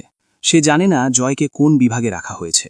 পেছনের পথ দিয়ে মাদ্রাসার সারি ধরা কক্ষগুলোর পেছনের দিকের জানালার দিকে পৌঁছালো। চৌকিদারের হাতে ধরা পড়ল হামজা। সংগঠনের ছেলেরা সব বেরিয়ে এলো। হামজার নিশ্চুপতা প্রমাণ করল সে কোনো বদ উদ্দেশ্যে অথবা কারো নির্দেশে মাদ্রাসা আঙিনায় অনিষ্ট করার লক্ষ্যে প্রবেশ করেছে। তাকে প্রায় আধ ঘন্টা যাবৎ জিজ্ঞাসাবাদ করা হলো সে কেন এই শেষ রাতে এভাবে মাদ্রাসায় ঢুকেছে। কতজনে কত রকম মধুর করে জিজ্ঞাসা করল। তারা শুধু জানতে চায় সে কে এসেছে। কোনো জবাব নেই। নিঃশ্বাসের শব্দও পাওয়া যায়নি হামজার কাছে। জয়কে ইশারায় বলে দিল, চুপ থাক, একদম চুপ, তুই চিনিস না আমাকে। তার অনড় অটল স্থির চিত্ত সবাইকে অবাক এবং ক্ষুব্ধ করল। কোনো ভালো উদ্দেশ্যেই যদি কিশোর ঢুকবে মাদ্রাসায় তাহলে বলতে বাধা থাকার কথা না। তাকে আটকে রাখা হলো। বেতের আঘাতে পরনের মলিন ফতোয়া ছিঁড়ে গেল, তবু কোনো কথা নেই। কিন্তু জয় সহ্য করতে পারছিল না। সে জানে বেতের আঘাত পিঠে সইতে কেমন লাগে। সে চেঁচিয়ে বলে উঠল, আমার ভাই আমার সাথে দেখা করতে আসছে, আমারে মারেন হুজুর, ছাড়েন হামজা ভাইরে। সকলে অবাক হয়ে গেল এবং এতে ক্ষোভটা বাড়ারই কথা বাড়ল। মার এবং জিজ্ঞাসাবাদ কঠিন হয়ে উঠল। মাঠের প্রাঙ্গণে খাড়া গাছগুলোর মতোই অটল হামজা। চোখ দুটো কথা বলে, ভয়ঙ্কর তার নীরবতা। মাঝে মধ্যেই শীর্ণ পিঠটা বেঁকে আসছে, দেহের চামড়া ফেটে গেছে। ঝিমিয়ে এলো হামজার দেহটা। জয় বড় অবাক হয়েছিল। তার তো কেউ নেই। সে 2 বছরে খুব বুঝেছে এই জগৎটা তার, কিন্তু সে জগতের কারও কেউ বা কিচ্ছু নয়। আজ হামজার এই নীরব আগ্রাসন অন্য বার্তা দিল। এই বার্তা জয় আর ভোলেনি কখনো। তার জীবনে মৃত্যু, আঘাত ও হামজার জন্য যে অশেষ অনুরাগ ও নেশা জন্মেছিল তা কাটেনি আর। 3টে তার জীবনে অবিচ্ছেদ্য হয়ে গেল। এই 3টের যে কোনো একটার জন্য বাকি 2টো কবুল। হামজার জন্য মৃত্যু ও আঘাত, মৃত্যুর জন্য হামজা ও আঘাত, অথবা আঘাতের জন্য মৃত্যু ও হামজা সাদরে গ্রহণযোগ্য হল জয়ের জন্য। এই তত্ত্বটা দিন দিন আরও তীব্র হয়েছিল, কারণ এখানেই শেষ হয়নি মৃত্যু, আঘাত ও হামজার উপস্থিতি তার জীবনে। যতদিন না মৃত্যু তাকে গ্রহণ করে সাথে নিচ্ছে, ততদিন আঘাত ও হামজার সাথে তার বিচ্ছেদ নেই। ফজরের নামাজের ওয়াক্তে সেলিম এলো মাদ্রাসা প্রাঙ্গণে। সে খুবই অবাক এতটুকু কিশোরের এতখানি ধৃষ্টতা দেখে। সে খুবই হতাশ হয়ে বলল, এই জন্যেই কইছিলাম আমিরের ব্যাটারে আমার হাতে তুলে দেয়া হোক। ফরহাদ ভাই কেন ওরে মানুষ বানাইবার বৃথা চেষ্টা করতেছে, আবার নিজে গড়ে ধ্বংস করবার লাইগাই তো। একবার ওর চাচাই যা করছে তাতে দিল ভরে নাই। আল্লাহ কবে যে একটু সচেতন বানাইব ফরহাদ ভাই জানরে। হক মাওলা, ইয়া খুদা তেরা ফারমান, শয়তানের ওয়াসওয়াসা থেকে সবাইরে রক্ষা করেন মাওলা।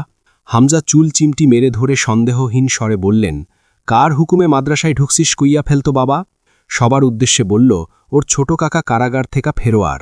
এখন কত কিছু হইব দেইখো, আমি কইয়া রাখলাম। দেখো এইডারে জয়নাল পাঠাইছে কিনা। এই চ্যাংরা কাম না সারতে পারলে আবার কোনো আক্রমণ করব তার ঠিক আছে। জয় পুলকিত হয়ে উঠে হামজার দিকে তাকালো, কিন্তু বাকিরা আটকে উঠল। আরও বেশি তৎপর হলো হামজাকে মেরে কথা বের করতে। হামজা কথা বলল না। সেলিম কয়েকটা চড় থাপ্পড়ও লাগালো, কিছু উস্কানিমূলক কথা বলে আরও 2-1টা লাথিও খাওয়ালো। নামাজের পর আবার আলোচনায় বসা হবে। জয় এই ফাঁকে দৌড়ে এসে জিজ্ঞেস করল, হামজা ভাই এইখানে আইসো কেন? তুমি কেমনে জানলা আমি এইখানে? হামজা হাসল, ঠোঁট ফেটে গেছে। হাসিটা কেমন যেন দেখতে লাগল। হেসে বলল, শুনছি শেষ রাতে তোদেরকে উঠায় তাহাজ্জুদ পড়ানো হয় তাই না? ভাবছিলাম কলপারে দাঁড়াবো, তুই মগ ধুইতে আসলে 2 জন পালাবো। Bad luck. জয়ও হাসল। হামজা অবাক হয়। এমন এক সময়ে জয়ের হাসিটা অস্বাভাবিক, কিন্তু সে হাসছে। সবে জয়ের বয়স মাত্র তখন কম বেশি নয়, 10 হয়নি। তাকে কে শিখিয়েছে এমন হাসি হাসতে? জয়কে জিজ্ঞেস করলে জয় বলতো, বড় বাবা তত্ত্ব দিয়েছে, পরিস্থিতি সেটা প্রমাণ করে সূত্রে পরিণত করেছে। হামজা জিজ্ঞেস করল না। জয় হেসে বলল, তো এই কথাটা বললেই তো কম মারত ওরা। জয়ের ছোট্ট হাতটা চেপে ধরে হামজা উঠে বসে বলল, সিক্রেট প্ল্যান বলে দিলে আবার নতুন প্ল্যান বানাতে হতো পরের বার। আমি এই প্ল্যানেই তোকে আজাদ করব এইখান থেকে। জয় বাংলা। চোখ মারল হামজা। জয় হেসে ফেলল, আস্তে করে বলল, জয় বাংলা, বলো বলো, জয় আমির। কথা ফুরোয়নি, কিন্তু জয়কে টেনে মসজিদের ভেতরে নিয়ে যাওয়া হলো। হামজার কি হবে জানা নেই। হামজা আবার শুয়ে পড়ল মাটির ওপর। গা থেতলে গেছে, শরীরে জোর নেই, যন্ত্রণায় ভেঙে আসছে জয়। জয় পেছন ফিরে একবার তাকালো। হামজা তাকিয়ে আছে তারই দিকে নিভু নিভু চোখে। হামজার শরীরের চামড়ার নিচে রক্ত জমাটবদ্ধ হয়ে গেছে। নিচের পাটির একটা দাঁত নড়ে গেছে। মাড়ি থেকে রক্ত বের হবার ফলে গাল নোনতা লাগছিল হামজার। সকাল 8টায় বৈঠক বসল। হামজাকে বড় হুজুর জিজ্ঞেস করলেন, যদি তুমি বলতে না পারো কেন এসেছ ও রাতে মাদ্রাসার ভেতরে, কঠোর শাস্তি পাবে। হামজা ভীতু স্বরে বলল, আমি বলবো, কিন্তু আপনারা বিশ্বাস করবেন না। মানে, বিশ্বাস কেন করব না? আমি সত্যি বললে বিশ্বাস হবে না আপনাদের। কেন? হামজা চুপ করে রইল। এতে উপস্থিত জনতার ভেতরের কৌতূহল মাত্রা ছড়াল। উত্তেজিত হয়ে উঠল তারা। জয় ভ্রু কুচকে হামজাকে বোঝার চেষ্টা করে পারল না। বলো দেখি, বলো, কেন ঢুকেছ ওত রাতেও হবে? হামজা আড়ষ্ট ভঙ্গিতে সেলিমের দিকে ইশারা করে বলল, উনি আমারে আসতে বলছিলেন। সেলিম আকাশ থেকে পড়ল। তেড়ে এসে গলা চেপে ধরল হামজার। হামজা মিছিমিছি কেশে উঠল করুণভাবে। সবাই জোরপূর্বক ছাড়িয়ে নিয়ে অবিশ্বাসী স্বরে বলল, এই ছেলে, বুঝে বলতেছ তো কি বলতেছিস? জানো ও কে? অবুঝের মতো বলল হামজা। কে? ও মেজ সৈয়দ সাহেবের শালা, ধার্মিক মানুষ। তুমি তারে আজেবাজে কথা বললে আমার মার খাবা। বুঝে শুনে কও যা কইবা। হামজা ভীতু নজরে দুবার মাথা তুলে সেলিমকে দেখল। ভাবটা এমন যেন সে সেলিমকে ভীষণ ভয় পাচ্ছে, কথা বলতে পারছে না ভয়ে। সেলিম ছটফট করছিল। বড় হুজুর অভয় দিলেন, যাই হোক, বলু, কেন আসতে কইছিল তোমারে? জয়ের সাথে দেখা করবার জন্য? হ্যাঁ। না। কি বলতেছ? মানে হ্যাঁ, এটাও একটা কারণ, কিন্তু আরেকটা কারণ আছে। সেটা কি? এবার আরও ভয় ফুটে উঠল হামজার মুখে। সে ভীতু নজর তুলে সেলিমকে দেখছিল বারবার, আর আতঙ্কিত হয়ে চোখ নত করছিল। সেলিম রাগে দিশেহারা হয়ে তেড়ে এলো আবারও। খচ্চরের বাচ্চা, ইবলিস, কি বলতে চাইতেছিস? মিথ্যা কথা কইলে জবানটাই না ছিঁড়া আনমু। হারামির বাচ্চা, আল্লাহর গজব পড়ব তোর উপর। সবাই সেলিমের আচরণে ভ্রুকুটি করল। তার আচরণ আর হামজার কথা ও অঙ্গভঙ্গি অনুযায়ী আসলেই তাকে সন্দেহজনক লাগছিল। হামজা ভয়ে আরও সিটিয়ে গেল। সবাই এবার তেড়ছা নজরে একবার সেলিম ফারুকিকে দেখে হামজাকে পুরো দমে অভয় দিল। বড় হুজুর বললেন, তুমি বলো ছেলে। সেলিম, খবরদার, আর কোনো লাফালাফি করবা না। ওরে কথা কইতে দাও। এ কি অসভ্য আচরণ? ওরে কথা বলতে দিচ্ছ না কেন? সেলিম দিশেহারা হয়ে উঠল। বিশ্বাস করেন হুজুর, এই ইবলিসের বাচ্চা মিথ্যা কথা বলতেছে। আমি ওরে আজকের আগে খুদার কসম দেখিই নাই হারামির বাচ্চা। সেলিম, ও এখনো কিছু বলেইনি, তুমি নিজেই বেশি বেশি করছো। তাইলে কি ধরেই নেব ও সত্যি কথা বলতেছে? সত্য মিথ্যা যাচাই আপনা আপনিই হবে। তার আগে তুমি শান্ত থাকো দেখি। সেলিম ঠমকে গেল। বড় হুজুর হামজাকে বললেন, তুমি বলো। হামজা আবারও ভয়ে ভয়ে তাকালো সেলিমের দিকে। বড় হুজুর এবার একটা ধমক দিলেন। বললাম না, ও কিছু করবে না তোমার? ভয় নেই কোনো। যা সত্যি নির্ভয়ে বলো, আমি আছি না। হামজা ততক্ষণে সফল পুরো উপস্থিত জনতাকে কাবু করে ফেলতে। এবার সে বলল, মাদ্রাসায় আগুন দেবার জন্য বলছিল আমায়। বলছিল রাতে যেন আসি আমি। এবার আর সেলিমকে ঠেকানো গেল না। উড়ে এসে এক ঘুষি মারল হামজার চোয়ালে। ব্যথা ঠিকই পেল হামজা, মারি থেতলে গেল। কিন্তু তার কিশোর শরীরটা পড়ে যাবার কথা না। কিন্তু হামজা খুবই অসহায় ভঙ্গিতে ইচ্ছাকৃতভাবে মাটিতে পড়ে মৃদু আর্তনাদ করে উঠল। উপস্থিত জনতা এবার পুরো দমে সেলিমের হাত ছাড়া হলো। ক্ষুব্ধ চোখে বড় হুজুর সাহেব একবার সেলিমকে দেখে হামজাকে নিজে হাতে তুলে বসিয়ে দ্বিগুণ উৎসাহ ও উত্তেজনার সাথে তাড়া দিলেন। বলতো আব্বা, কি বলতেছিলি? সেলিম মাদ্রাসায় আগুন দিতে চায়, কিন্তু কেন? মিথ্যা বলা মহাপাপ, গুনাহ। তুমি মিথ্যা কথা বলতেছ না তো?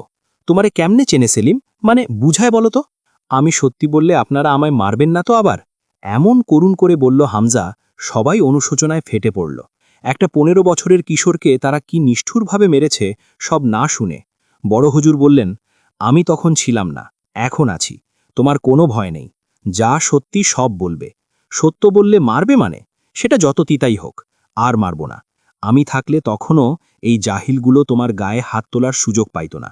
এদের মধ্যে ধর্মীয় কোনো চেতনাই নাই, সব জানোয়ার হয়ে গেছে। বলো তুমি। হামজা সুন্দর একটা গল্প বলল। প্রথম কথাটা একটু ইতস্তত করে বলল, আমি বড় ভাইদের কাছে থাকি। সবাই বুঝল বড় ভাই কারা। হামজা সেলিমকে নির্দেশ করে বলল, তো উনি সেইখানে যাতায়াত করে। সবার চোখ বিস্ফোরিত হয় সেলিমের বিশ্বাসঘাতকতায়। সেলিম এবার আর এসে হামজাকে আঘাত করার সুযোগ পায় না। দুজন যুবক চেপে ধরল সেলিমকে। হামজা বলল, ওইখান থেকে আমি তার কাছে জানতে পারি জয়, মানে আমার ফুপাতো ভাই, এইখানে থাকে। আমি খালি ওনার কাছে জয়ের সাথে দেখা করানোর কথা বলছিলাম। এরপরে উনি শর্ত দিছেন আমি যাতে ওনারে হেল্প করি। সবাই বুঝেও আবার জিজ্ঞেস করল, কিসের হেল্প? হামজা খুব লজ্জিত ভঙ্গিতে ইতস্তত করে বলল, মাদ্রাসায় আগুন দিতে। চারপাশ নীরব হয়ে উঠল। সেলিম চেঁচিয়ে যাচ্ছে। হামজার চোখে মুখে তীব্র ভয় ও লজ্জা। সেলিমের চেঁচানো কাউকে স্পর্শ করছে না। তাদের চোখের সামনে ভাসছে একটু আগে হামজার সাথে করা সেলিমের আচরণ। অবিশ্বাসের জায়গা রাখেনি হামজা। সবাই যেন বুঝেও অবুঝ হল। জিজ্ঞেস করল, কিন্তু কেন মাদ্রাসায় আগুন দিতে চায় আমি জিজ্ঞাসিলাম, কিন্তু বলে নাই আমারে, শুধু বলছে দরকার। সেলিম পাগল ষাঁড়ের মতো গর্জন করছিল, কিন্তু ততক্ষণে সবার সব হিসেব মিলে গেছে। সেলিমের সাথে মাদ্রাসার সবার এক প্রকার দ্বন্দ্ব অবশ্যই আছে। সে মাজার পূজারী, বাবার মুরিদ, তার সাথে প্রতিটা হুজুর ও সংগঠনের ছেলেদের তর্কতার্কি ও বিরোধের সম্পর্ক। সেলিম তাতে খুব উৎসাহী। যেচে পড়ে মাদ্রাসা প্রাঙ্গণে গিয়ে তাসবিহ জপতে জপতে বাবার গুণগান ও তর্কে জড়ানো তার স্বভাব। সবাই শুধু তাকে অনিচ্ছাকৃত সহ্য করে মেজো সাইয়াদের শালা বলে। তার গলার তাবিজ, হাতের বালা, আংটি কারো চোখেই ভালো দেখায় না। সবাই এড়িয়ে চলতে চায়, কিন্তু সেলিমের সেসব গায়ে লাগে না। সে 3 বেলা ঘুরঘুর করে মাদ্রাসা প্রাঙ্গণে, এবং হামজার বলা বড় ভাইদের সাথে লেওয়াজের ব্যাপারটাও বিশ্বাসযোগ্য হল। কারণ সেলিমের কাছে মাদ্রাসার কার্যক্রম বিরোধী কর্মকাণ্ড, এটা সবাই জানে। আজ আরও জানল হামজার বদৌলতে সে জামায়াত বিরোধীদের দোষার। হামজার কাছে ক্ষমা চাইলেন বড় হুজুর। সেলিমকে সংগঠনের ছেলেরা কি করত জানা নেই, কিন্তু বড় হুজুর ঘৃণা ভরে অন্যদিকে মুখ ফিরিয়ে আঙুলের ইশারা করে তেড়ে দিলেন সেলিমকে। এক বিন্দু সাফাই গাইবার সুযোগ সেলিম পেল না। সে সাফাই গাইবার জন্য ওখানে থাকলে বড় হুজুরকে টপকেই যুবকরা সেলিমের হাল বেহাল করে ছাড়ত। তার প্রায় সপ্তাহখানেক পর দেশপ্রেমিক গোষ্ঠীর সাহায্য নিয়ে মাঝরাতে মাদ্রাসার এক অংশে আগুন দিল হামজা। তার এখানে সক্রিয় ভূমিকা ছিল না। সে জয়কে উদ্ধার করতে এসেছে। কিছু ছাত্র আহতের ঘটনাও এড়াল না। যুদ্ধ অপরাধীদের শাস্তি এভাবেই হওয়া উচিত বটে, হয়ও এভাবেই। সবাই যখন ছত্রভঙ্গ আকস্মিক হামলায়, তার মাঝে হামজা জয়কে নিয়ে জঙ্গল দিয়ে সীমানা পার। কিন্তু রাতের বেশিক্ষণ নেই। পায়ে হেঁটে হাকিমপুর পার হওয়া অসম্ভব অন্ধকার থাকতে থাকতে হামজা নিজের ওপর অগ্নিকাণ্ডের দায় নেবে না, তা বড় ভাইদের বাহাদুরির খাতায় উঠে থাক। জয় সেদিন নির্দ্বিধায় প্রতিশ্রুতি করেছিল হামজার খাতিরে জীবনটা উৎসর্গ করতে। 3 বছরের অমানসিক কারাবন্দী অবস্থা, এতিম অসহায়ত্ব এবং আপনজনহীনতা থেকে মুক্তির অগ্রদূত হামজা জয়ের ছোট্ট কঠোর বুকটার গোটাটা দখলে নিল। 2 দিন পলায়নরত অবস্থায় আড়ালে চলতে চলতে দুজন শেষমেশ ঘোড়াহাট আমির বাড়িতে পৌঁছাল। আমির বাড়ি ততদিনে মালিকানাহীন বেওয়ারির সম্পত্তি। অঞ্চলের সবাই জানে গোটা আমির পরিবার মিটে গেছে। জয়নাল আমির ফেরোয়ার আসামি, তার আর ভিটেতে ফেরান প্রশ্ন ওঠে না। জয়কে ঠেলেও আমির নিবাসের ভেতরে ঢোকাতে পারেনি হামজা। হামজা বুঝেছিল জয়ের মস্তিষ্কটা মারাত্মকভাবে আহত 3 বছর আগের এই বাড়ির সেই অবরুদ্ধ নিষিদ্ধের প্রভাবে। ঘোড়াহাট থেকে বাঁশের হাট নেহাত কম পথ নয়। তাদের কাছে পয়সা নেই, হেঁটেই চলতে হবে। পথে খিদের জ্বালায় জয়ের হাঁটু ভেঙে আসতে চায়। হামজা এক কাজ করল, গায়ের মলিন ফতোয়াটা খুলে খালি গা হয়ে ফতোয়াটা মুখে বেঁধে লোকালয়ে গেল। বাজারের শেষে এক জীর্ণ হোটেলের 2টো পরোটা খাবলা ধরে নিয়ে ঝেড়ে দৌড়। বুড়ো হোটেল মালিক 2টো পরোটার জন্য রোদের ভেতর খুব বেশি দূর ছুটল না 2 কিশোরের পেছনে।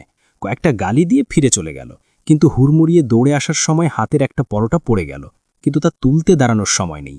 বাকিটা জয়কে দিয়ে হামজা বলল, খা তুমিও। জয় অর্ধেক ছিঁড়ে দেয়। একটা ধমক মারল হামজা, ভালো মানুষ শাস্তে আসবি না জয়, খা চুপচাপ। একটা পরোটাতে 2 দিনের খিদে মেটে না, আর তো অর্ধেক, পেট জ্বলবে, খা তুই। জয় ঘাড় ঘুরিয়ে গভীর চোখে তাকায়, তুমিও তো না খাওয়া হামজা ভাই। হামজা বলল, আমি রোজা রাখছি। জয়ের মনে পড়ল মুস্তাকিন কয়দিন যাবৎ সারাদিন কিচ্ছু খাচ্ছিল না। সন্ধ্যার পর খেত। জয় একা সকাল দুপুরে খাবার খেতে চাই বলে সবাই তাকে নিয়ে হাসাহাসিও করেছে, তবু সে খেয়েছে। ক্ষুধা পেলে খেতে হবে, জোর করে হলেও। চুপ থাকলে কেউ খেতে দেয় না, ছিনিয়ে নিলে সব পাওয়া যায়। আজও হামজা তা প্রমাণ করেছে। হাতের পরোটা সেই কথাই বলছে। কিন্তু জয় সেদিন না বুঝলেও পরে আরেকটা কথা বুঝেছিল, 2 দিন একভাবে না খেয়ে রোজা হয় না। সেহেরি, ইফতার কিছুই নেই। তবু হামজা যে সেদিন রোজা রেখেছিল কেন? এই জটিল রহস্যজনক হামজার এসব রহস্যজনক ঋণ জয় চুকাবে কি দিয়ে? আছে একটা উপায়, নিজেকে দিয়ে। হামজা যা বলে, যা করে সবটা বিনা দ্বিধায় মেনে নিয়ে। হামজা জয়কে স্কুলে ভর্তি করল। জয় ক্লাস 3তে পড়ার সময় তার জীবন ঘড়ির আবর্তনের দিক বদলেছে। হামজা জয়কে 6এ ভর্তি করল। জয়ের নাদুস নুদুস অভিজাত চেহারাখানা আজ শীর্ণ, রোদে পোড়া, মার খেয়ে জখম হওয়া, অযত্নে ছাই। শাল কাঠের ডাইনিং টেবিলে বসে নবাবী খানাপিনা সারা জয় আজ দিব্যি শুকনো মরিচ মাখা ও লবণ দিয়ে স্টিলের থালায় গপাগপ 1 থালা ভাত খেয়ে উঠতে পারে। হামজার সাধ্য অল্প। চাঁদাবাজিতে ভাইদের সঙ্গ দিলে কিছু জোটে, কিন্তু রোজ যাওয়ার সৌভাগ্য মেলে না। তার মতো পুচকেকে বড় ভাইদের দরকার পড়ে না। হুমায়ুন জয়কে নিয়ে বড় তেতো বিরক্ত। শাহানা পারলে জয়কে মেরে ফেলে কোনো এক রাতে। কিন্তু হামজা মাকে খুব কার্যকর একটা আগ্রহ দিল। জয় আমির বাড়ির সম্পত্তির একমাত্র হকদার। রক্ত মুছে যায় না। আজ না হোক আগামীতে ওই সম্পত্তি জয়ের। সোজাভাবে না হোক, হামজা যে বাঁকা পথে পা রেখেছে সেই পথে জমির দখলদারি পরিচিত ঘটনা। সম্পত্তি জয়ের আর জয় ওদের = সম্পত্তি তাদের। শাহানার চোখ খুলে গেল। জয় খুব বেশি না হলেও তুলনামূলক কদর পেটে থাকল, কিন্তু অর্থাভাবে সোনার ডিম দেওয়া হাঁসের যত্ন ঠিকমতো করার উপায় নেই। নিজেদের পেট চলে না। জয় একবার জিজ্ঞেস করল, তুমি অত রিস্ক নিয়ে আমারে বাঁচাইছিলা কেন? তোর মায়ের বহুত অবদান আছে আমার উপর। শুধু এই জন্যেই? আর কি শুনতে চাস? জয় কথা বলল না। হামজা হাসল। কি শুনতে চাস? যে আমি তোকে খুব ভালোবাসি, এই জন্যে ওই নরক থেকে উদ্ধার করছি তোরে। জয় কথা বলল না। শোন জয়, তোর কেউ নেই, আমিও না। কি বললাম বলতো? আমার কেউ নাই, তোর কোথাও কেউ নেই। হ্যাঁ, তুমিও নেই। হ্যাঁ, নিজেকে ভুললেও এটা ভুলবি না, তোর কেউ নেই, তুই একা। কিন্তু তোকে বাঁচতে হবে। কিভাবে তা তুই ঠিক করবি। কি করে কি করবি তা তুই ঠিক করবি চলার পথে। শুধু জানিস তোকে বাঁচতেই হবে এবং ভালোভাবে রাজার হালে বাঁচতে হবে। বাঁচার জন্য যা দরকার তা হাসিল করতে যা লাগে তা ভেতরে সঞ্চয় করতে হবে। সেটা কি? হামজা জয়ের কানের কাছে মুখ এনে বলল, পাগলাটে জেদ, হৃদয়হীন হাসি আর ক্ষমতা অর্জনের নেশা।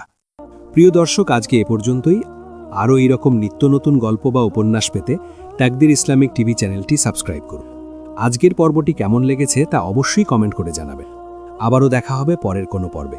ততদিন ভালো থাকুন, সুস্থ থাকুন। আল্লাহ হাফেজ।